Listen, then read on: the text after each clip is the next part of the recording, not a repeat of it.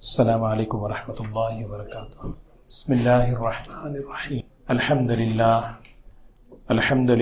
نحمده ونستعینه ونستغفره ونؤمن به ونتوکل علیہ ونعوذ باللہ من شرور انفسنا ومن سیئات اعمالنا من يهده اللہ فلا مضل له ومن يضلله فلا هادی له ونشهد ان لا الہ الا اللہ وحدہ لا شریک له ونشهد أن سيدنا وحبيبنا ونبينا مولانا محمدا عبده ورسوله صلى الله تبارك وتعالى عليه وسلم، أما بعد فأعوذ بالله من الشيطان الرجيم، بسم الله الرحمن الرحيم۔ باب من أحب لقاء الله أحب الله لقاءه۔ عن أنس وعن عبادة بن صامت رضي الله عنهما عن النبي صلى الله عليه وسلم قال: من أحب لقاء الله أحب الله لقاءه ومن كره لقاء الله كره الله لقاءه۔ قابل احترام بزرگ و دوستو، الحمدللہ اللہ تعالیٰ کا بہت بڑا احسان ہے اور اس کی توفیق ہے کہ اللہ تعالیٰ نے یہ مبارک مہینہ ہمیں دوبارہ اپنی زندگی میں عطا فرمایا۔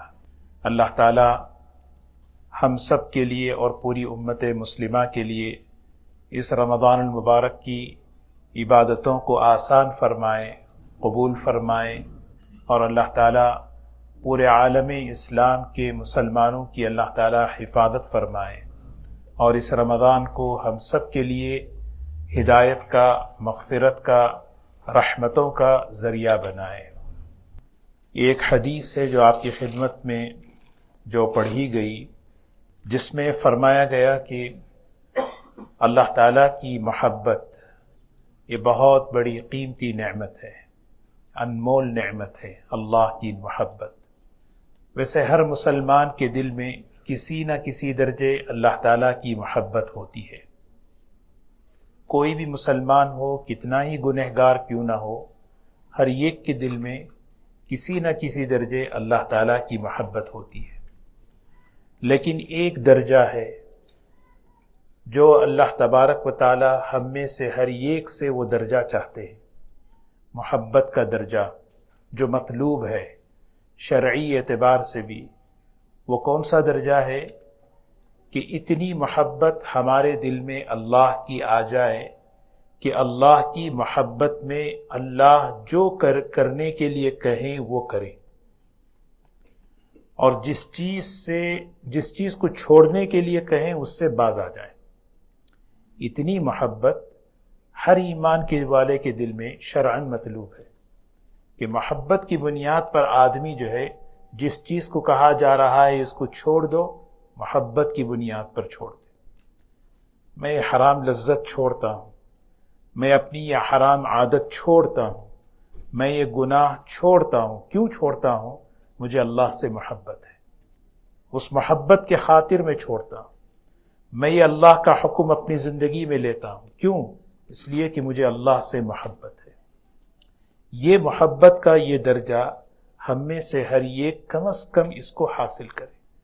درجات کے تو محبت کے درجات بے شمار ہیں، اللہ کے نیک بندوں کے جو درجات ہیں ہم سوچ نہیں سکتے، لیکن کم سے کم کہ اس محبت کو اللہ کی اپنے دل میں بسانا، اپنے دل کے اندر اپنی زندگی کا مقصد بنانا کہ میری زندگی کا مقصد ہے میں اس اللہ تعالیٰ کی محبت کو حاصل کروں، اپنے دل کو اللہ کی محبت کا مرکز بناؤں۔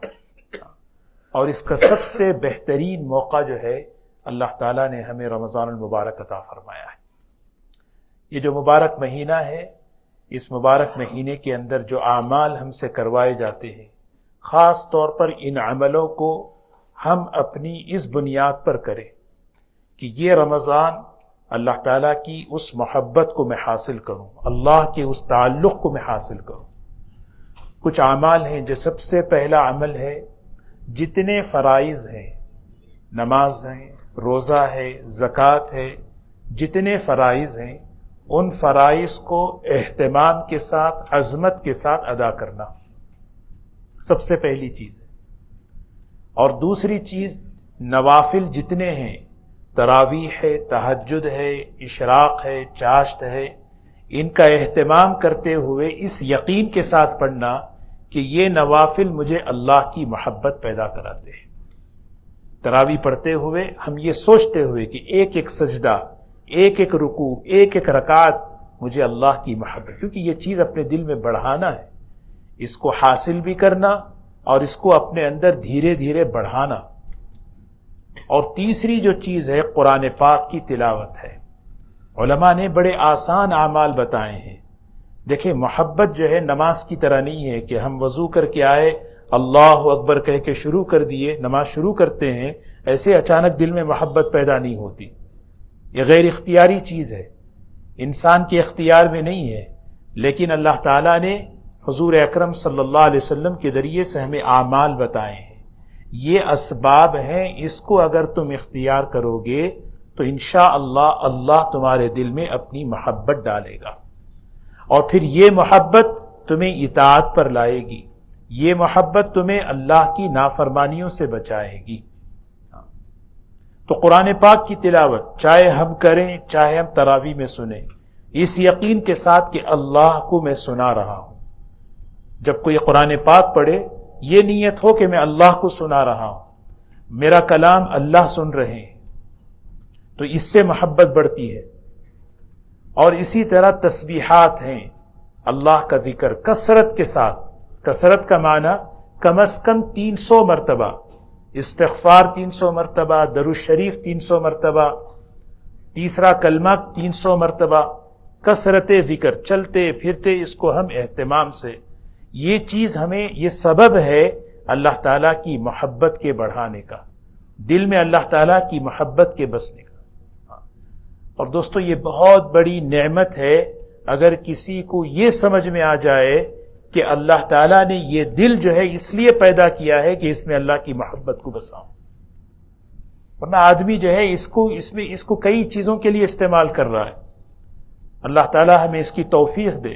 حضور اکرم صلی اللہ علیہ وسلم اللہ تعالیٰ سے کیسے بہترین انداز سے اللہ سے مانگ رہے، دیکھیں، اللہم اجعل حبک احب الاشیاء الی، اے اللہ کائنات کے اندر جتنی چیزیں ہیں اور جن سے میری محبت ہے ان سب سے زیادہ تیری محبت میرے دل میں ڈال دے۔ یہ دیکھیں ان سب سے زیادہ کیسے بہترین انداز سے اللہ سے مانگ رہے۔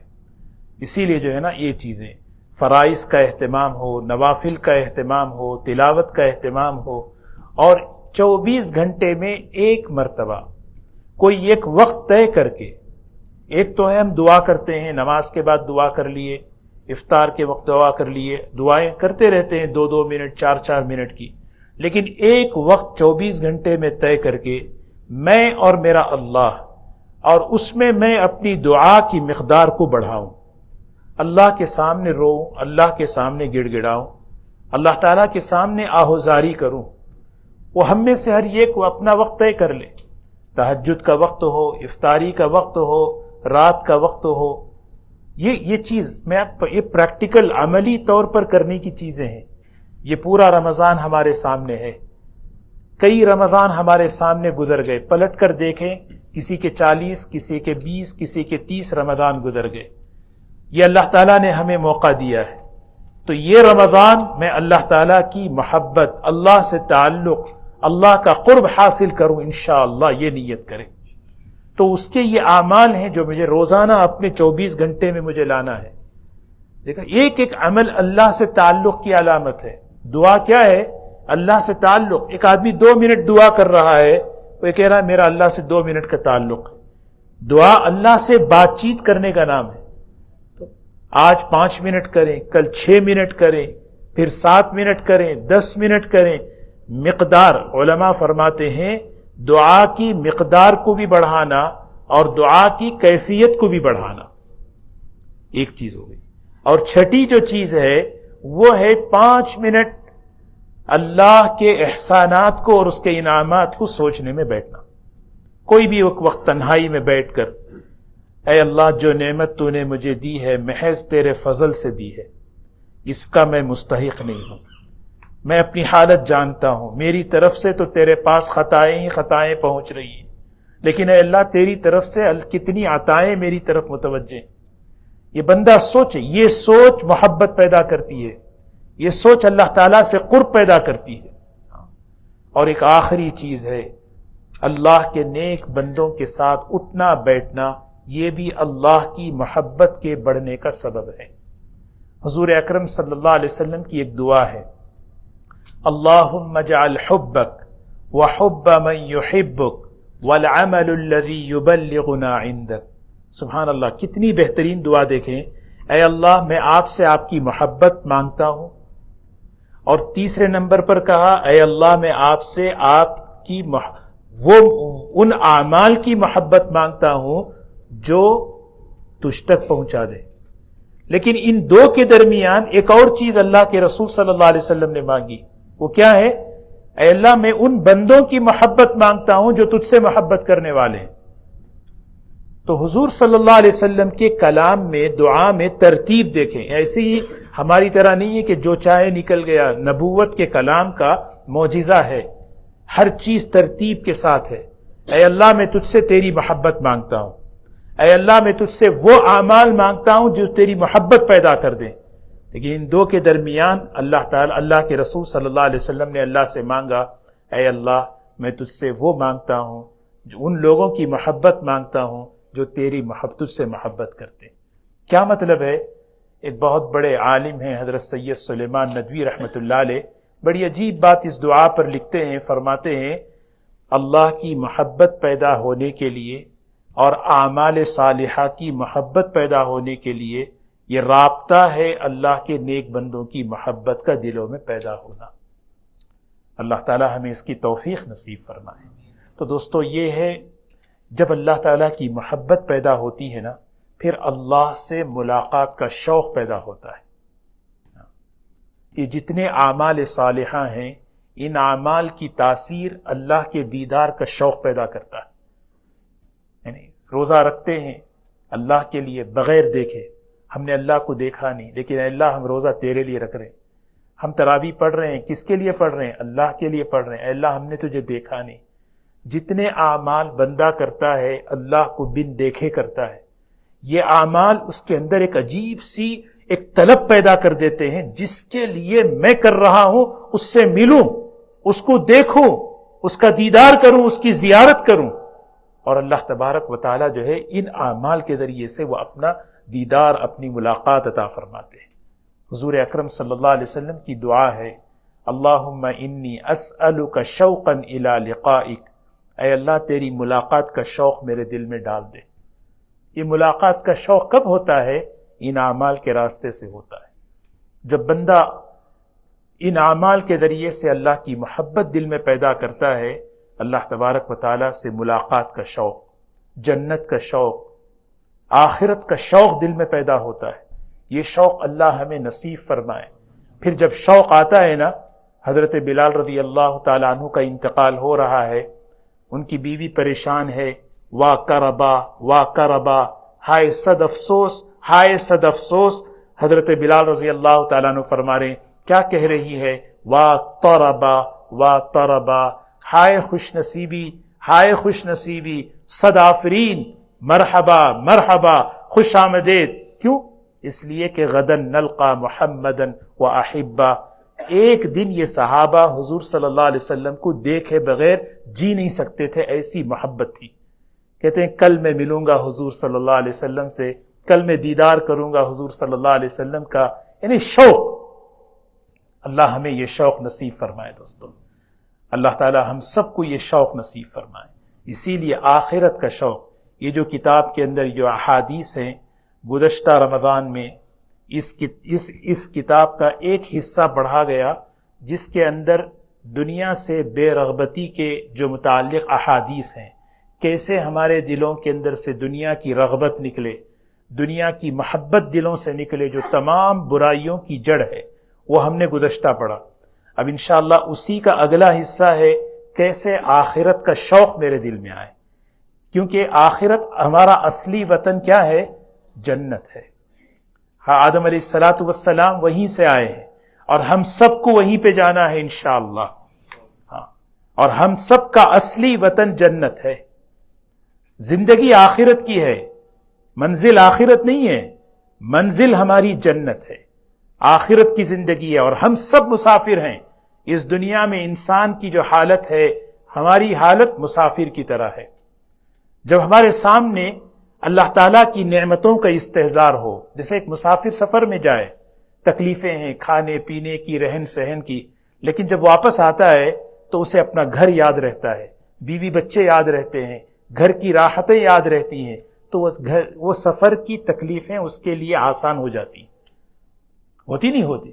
تو اسی طرح وطن کا شوق جب دلوں میں پیدا ہوتا ہے کہ اللہ تبارک و تعالیٰ نے میرے لیے کیا تیار کیے ہیں، موت پر کیا انعامات ہیں، موت پر کیا انعامات ہیں، موت سے شوق ہوتا ہے۔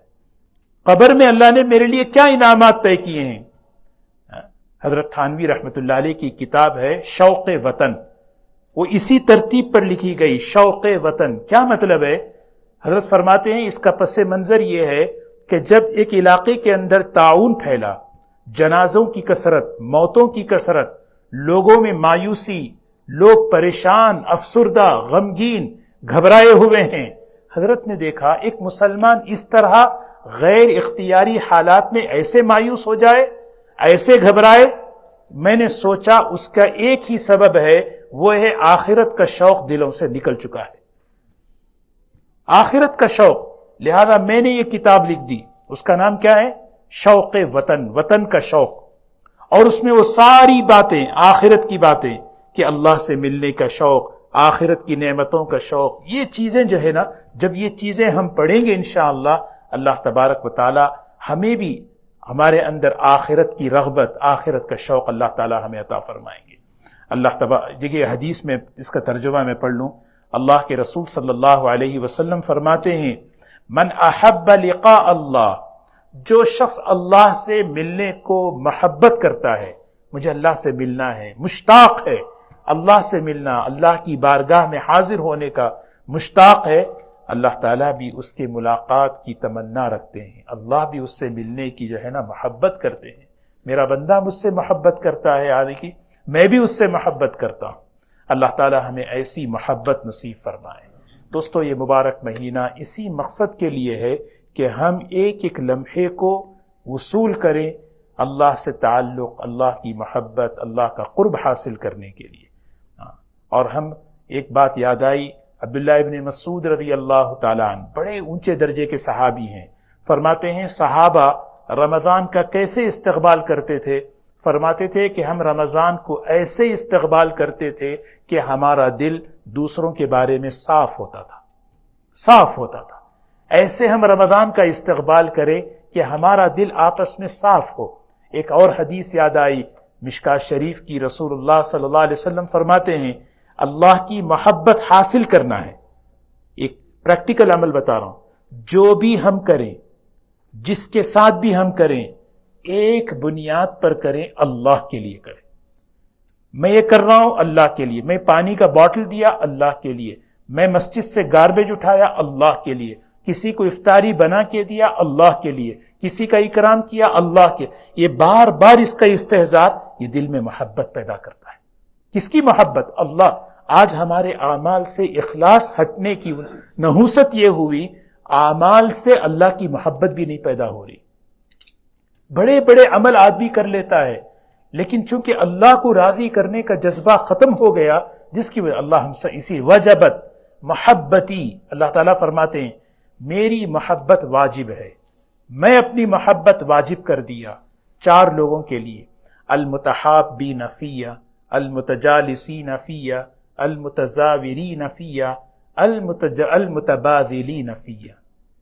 میری محبت میں نے واجب کر دی چار لوگوں کے لیے، آپس میں اللہ کے لیے محبت، کسی سے مل رہے ہیں، کسی سے صرف اللہ، کسی سے ملاقات کر رہے ہیں اللہ کے لیے محبت، آپس میں کسی کے ساتھ بیٹھ رہے ہیں اللہ کے لیے، والمتبادلین فیہ، کسی پر خرچ کر رہے ہیں، خرچ مال ہو، علم ہو، اور پھر وقت ہو، کچھ بھی خرچ کر رہے ہیں، کیوں کر رہے ہیں؟ اللہ کے لیے۔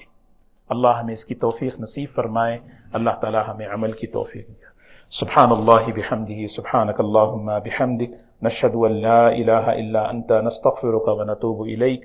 نستغفرک ونتوب الیک، اے اللہ ہم سب کے گناہوں کو معاف فرما، اس مبارک مہینے کی اے اللہ قدر کی توفیق نصیب فرما، یا اللہ ہمارے لیے توفیق عطا فرما، آسانیاں عطا فرما، روزہ رکھنے میں، تراویح پڑھنے میں، ایک ایک اعمال صالحہ کی کرنے میں اے اللہ تو ہمیں توفیق دے، آسانی عطا فرما، قبول فرما، اے اللہ ہر قسم کی رکاوٹوں کو دور فرما، صحت عطا فرما، عافیت عطا فرما، اے اللہ ہر قسم کی تیری نافرمانیوں سے، گناہوں سے بچنے کی توفیق عطا فرما، یا الہ العالمین جہاں جہاں مسلمان پریشان حال ہیں ان کی پریشانیوں کو دور فرما، عافیت عطا فرما، اپنے غضب سے، اپنے قہر سے حفاظت فرما، اے اللہ اپنی رحمت عطا فرما، اپنا کرم شامل حال فرما، ربنا تقبل منا انك انت السميع العليم وتب علينا انك انت التواب الرحيم برحمتك يا ارحم الراحمين۔